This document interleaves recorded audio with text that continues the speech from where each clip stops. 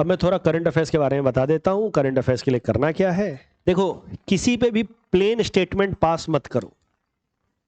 Karl Marx की बातें बेकार है, महात्मा गांधी अच्छे आदमी नहीं थे, जवाहरलाल नेहरू अच्छे आदमी नहीं थे, इससे उस आदमी का स्टेचर कम नहीं होता है, तुम्हारा छोटापन और झलकता है।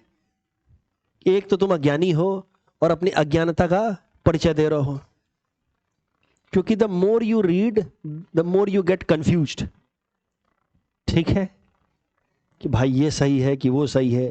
तुमको अगर कोई आदमी ऐसा दिखे जिसके एकदम क्लैरिटी है कि ये सही है ये गलत है, एकदम ब्लैक एंड व्हाइट में अगर चलता हो, तो समझ जाना कि इडियट है, अभी ज्यादा पढ़ा नहीं है। The more you study, there is a psychology की दुनिया में है Dunning Kruger graph. This Dunning Kruger graph is between confidence and knowledge. जब नॉलेज कम रहेगा तो कॉन्फिडेंस भी कम रहेगा, लेकिन जैसे जैसे नॉलेज बढ़ाओगे ना तो एक ही बार कॉन्फिडेंस स्पाइक मारता है कि अरे अपुनिज भगवान है, इतना ज्ञान हो गया हमारे पास। फिर जब थोड़ा और पढ़ेगा ना तब घिरने लगेगा, अरे यार ये सही है कि वो सही है, कंफ्यूजन हो रहा है, ये सही है वो सही है। फिर जब पढ़ते पढ़ते बाद में थोड़ा बहुत कॉन्फिडेंस रिकवर करेगा, लेकिन ये वाला लेवल कभी नहीं आएगा। तो आपको अगर कोई इस लेवल पे दिखे ना कि मैं बताऊंगा क्या सही है, ऐसे ही होना चाहिए, तो समझ जाना कि इससे थोड़ा दूरी बनाए रखना है। ठीक है, टीचर्स की मजबूरी होती है, उनको दिखाना पड़ता है कि अपने को सब आता है, मैं बताऊंगा। ये सच्चाई ये है कि अल्टीमेट ट्रूथ, सच्चाई क्या है कैसे है, no one can say. Marx model is better, Keynesian model is better. हो सकता है 50 साल बाद कोई इकोनॉमिक्स पढ़ा रहा हो और उस टाइम में कुछ ऐसा रिवॉल्यूशन आ जाए और सोशलिस्ट मॉडल आ जाए, तो वो आदमी कहेगा हाँ यार मार्क्स ही सही था। 50 साल बाद कहानी अलग पढ़ाई जाए इकोनॉमिक्स में। Are you getting? अभी केनीज चल रहा है, फाइन। देखो करंट अफेयर्स के लिए क्या करना है, डॉक्टर जैसे प्रिस्क्रिप्शन लिख करके देता है, ये दवाई ले लेना ये ले लेना, वैसे ही मैं प्रिस्क्रिप्शन लिख करके दे रहा हूं।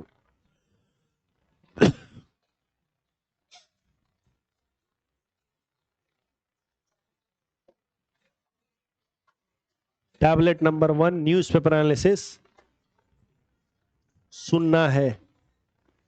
लिसन और हियर में अंतर होता है। लिसन मतलब ध्यान से सुनना है। आप लोग जो बजा देते हैं बगल में, ये फोन पे चला दिया और चाय बना रहे हैं मैगी बना रहे हैं, वो सब नहीं करना है, राइट। हनुमान चालीसा की तरह नहीं चलाना है कि पीछे पीछे चल रहा है। ध्यान से सुनना है एक एक वर्ड, देखना भी है साथ ही साथ। ठीक है, सुनने के बाद एमसीक्यू अटेम्प्ट करना है। मैं जब भी एमसीक्यू देता हूं तो मैं बोलता हूं submit the answer in the comment section में, भली भांति जानते हुए कि बच्चा सोच रहा होगा कि इनको अपना कमेंट बढ़वाना है ज्यादा से ज्यादा, इसीलिए ऐसी बातें करते हैं, कमेंट सेक्शन में कमेंट बढ़ जाए। आज तक मैंने कभी कहा है कि प्लीज सब्सक्राइब माय चैनल? कहीं सुना हो तो please do give share like, ऐसा कुछ बोला है मैंने? Please do. एक कमेंट सेक्शन की बात मैं कहता जरूर हूं, because when you are attempting MCQ और उसका जवाब आपको अपने नोटबुक में देना है मान लीजिए, या एक पब्लिक फोरम में देना है, दोनों में आपका जो लेवल ऑफ अटेंशन है वो थोड़ा अंतर हो जाएगा। भले पब्लिक फोरम में आपको कोई ना जानता हो, लेकिन अपने नाम के साथ कमेंट तो करना है। आप थोड़ा सा ध्यान से सोचेंगे, भाई थोड़ा देख लेता हूं कुछ गड़बड़ ना हो जाए, इसका ये इसका जवाब ये होना चाहिए, ये होना चाहिए। तो that puts an extra pressure on you, that extra pressure will create an impression in your head. वो टॉपिक थोड़ा ज्यादा याद होगा आपको। ठीक है, इस मकसद से मैं कहता हूं whatever I do I have some sense, logic behind it. ठीक है, साथ ही साथ आप मेंस का जो मैं क्वेश्चन देता हूं उसको आप अटेम्प्ट करेंगे। अटेम्प्ट करते वक्त 3 लेवल्स हैं। एकदम शुरुआती लेवल में आप हिंट्स देखेंगे, ठीक है। उसको देख देख करके पॉइंट्स नोट करेंगे। डिस्कशन तो सुन ही लिया है, हिंट्स भी देखेंगे, पॉइंट्स भी नोट करेंगे, हिंट से निकाल निकाल करके, ठीक है।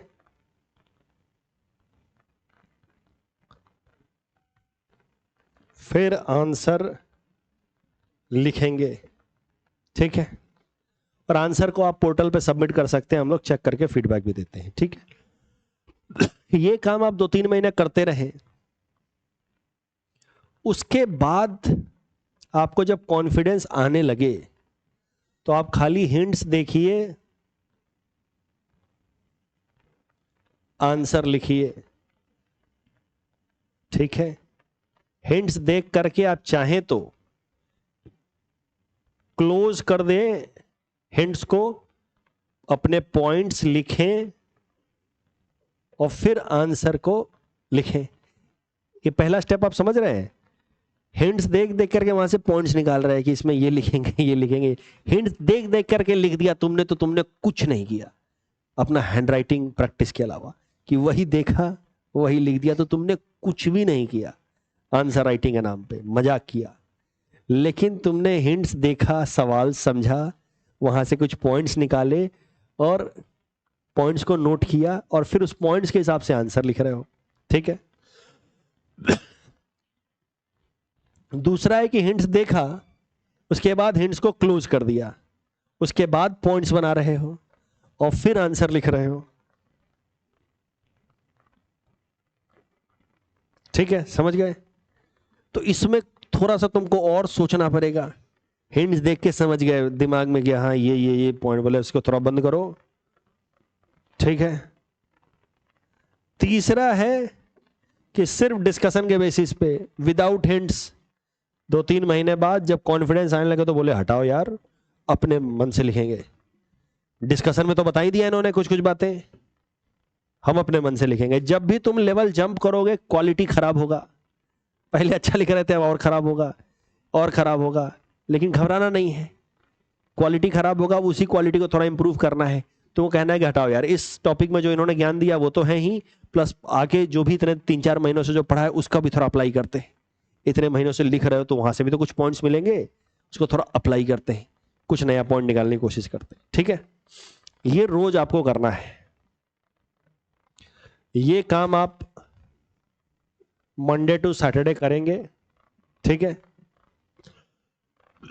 संडे को आप 6 दिन का पीडीएफ लेकर के रिवाइज करेंगे और फिर उसके बेसिस पे आप वीकली टेस्ट देंगे। Got my points. उसके बाद इस सप्ताह की कहानी बंद, खत्म, ओके। नेक्स्ट वीक में यही कहानी। अब इसमें सबसे बड़ी समस्या आपकी ये है कि आप सुनते हैं, फिर समझते हैं, थोड़ा बहुत समझ भी आता है, जब तक आपका वो टॉपिक क्लास में नहीं हुआ है। अगर पॉलिटी क्लास में नहीं हुआ है तो आई डोंट एक्सपेक्ट कि आपको अब आर्टिकल 21 और ये सब बातें समझ आएंगी, right to life and liberty, positive right, negative right, ये सब नहीं समझ आएंगे। लेकिन अगर हो गया है तो समझ आएंगी। सिमिलरली अगर इकोनॉमिक क्लास में हो गया है तो इकोनॉमिक्स की बातें समझ आएंगी। जब तक नहीं हुआ तब तक तो सुनने के बाद समझ भी नहीं आएगा वो टॉपिक, लेकिन जब होने लगेगा तो सुनने के बाद पूरा समझ आएगा, क्योंकि मुझे पता है ना हर फाउंडेशन क्लास में क्या पढ़ाया जाता है, ठीक है, उसी को अप्लाई करता हूं मैं। तो जब जब होने लगेगा सुन के समझ के उसके बाद भूल जाना है, मैं यही चाहता हूं, क्योंकि याद रखा भी नहीं जा सकता सारी चीजें साल भर की। लेकिन 1 साल अगर तुमने, मैं मान के चल रहा हूं कि आपने आज से पढ़ाई शुरू की, अगर पहले से कर रहा था तो कोई बात ही नहीं है, बट अगर 1 साल तुमने ये सुन के समझ के और भूला हुआ है, तो अगले साल जब मैं रिवीजन कराऊंगा प्रीलिम्स से पहले, प्रीलिम्स पर्सपेक्टिव से, तो तुम्हें रिवीजन करके रिटेन करने में आसानी होगी। पूरे 1 साल का करंट अफेयर्स में रिवाइज कराता हूं प्रीलिम्स पर्सपेक्टिव से, और मेंस से पहले मैं रिवाइज कराता हूं मेंस पर्सपेक्टिव से। प्रीलिम्स में थोड़ा फैक्चुअल रहेंगे, मेंस में थोड़ा एनालिटिकल रहेंगे। अब आप सोचेंगे कि सर तो अंत में रिवाइज कराते ही हैं, हमको रोज रोज क्यों जान देने की जरूरत है, अंत ही में रिवाइज कर लेंगे। अंत में सारे बाउंसर जाने लगेंगे। बॉक्सिंग के रिंग में अगर तुम उतर गए बिना ट्रेनिंग के, बिना प्रैक्टिस के, तो इतने मुक्के पड़ेंगे। लेकिन अगर रोज एक दो मुक्के खाते रहे हो तो उस दिन तक तुम तैयार हो। क्या मेरी बात समझ रहे हो? नहीं भरोसा तो अभी ट्राई करके देख लो, रिवीजन के वीडियोस आने लगे होंगे। अगर तुम अभी तक करंट अफेयर्स नहीं फॉलो कर रहे तो तुम्हें एक पे एक पंचेज मिलेंगे, कुछ समझ नहीं आएगा 1 घंटे में क्या भूल गया ये आदमी। ठीक है, रोज रोज रोज रोज थोड़ा थोड़ा सुनते रहो, काम हो जाएगा। क्रिकेट देखते हो मैडम? क्रिकेट पसंद है आपको? आप तो जवाब नहीं दो, आपको पसंद है? कोई ऐसा है जो क्रिकेट वाला नहीं है? बिल्कुल नहीं है ना? एक बात बताओ, आप भी जवाब देना। क्रिकेट नहीं देखते ना बिल्कुल? बैट्समैन बॉल को जोर से मारे और बॉल उड़ते हुए बाउंड्री के पार चले जाए तो कितना रन मिलता है? तो आपको तो क्रिकेट पसंद नहीं है। How do you know this? कैसे पता है? आप ना देखते हैं ना खेलते हैं। वो इसलिए क्योंकि आपके आसपास में रोज होता है, आप चाहे ना चाहे हो रहा है। न्यूज़पेपर एनालिसिस का भी मकसद वही है, रोज कुछ ना कुछ होता रहता है, ये हुआ वो हुआ, एक ही बातें घुमा घुमा के आते रहती हैं। साल भर बाद आपको लगता है कि हमें पता है यार चाइना 9 डैश लाइन ड्रॉ किया हुआ है, ये किया। आपको लगता है कि सर ने थोड़ी सिखाया, तो बचपन से जानते हैं, इनका कहना था 6 रन, वो तो होता है, इसमें क्या है। लेकिन अगर किसी और देश में क्रिकेट खेला जा रहा होता और हमारे सिलेबस में होता तो आप इसी का नोट्स बनाते। उड़ते हुए जाए तो 6 रन, जमीन से जाए तो 4 रन, इसका भी नोट्स बनाना पड़ जाता अगर आपने देखा नहीं होता तो please understand the practical relevance, importance of putting little impression on daily basis in your head. इतना वास्ट एग्जाम है, इतना वास्ट सिलेबस है, ओवरनाइट नहीं होंगी चीजें। तो सुन के समझ के भूल जाना है। भूलना कोई बड़ी बात नहीं है, बुरी बात नहीं है, ठीक है, लेकिन ये काम करते रहना है। बात समझ गए आप लोग? जाइए, कल मिलेंगे।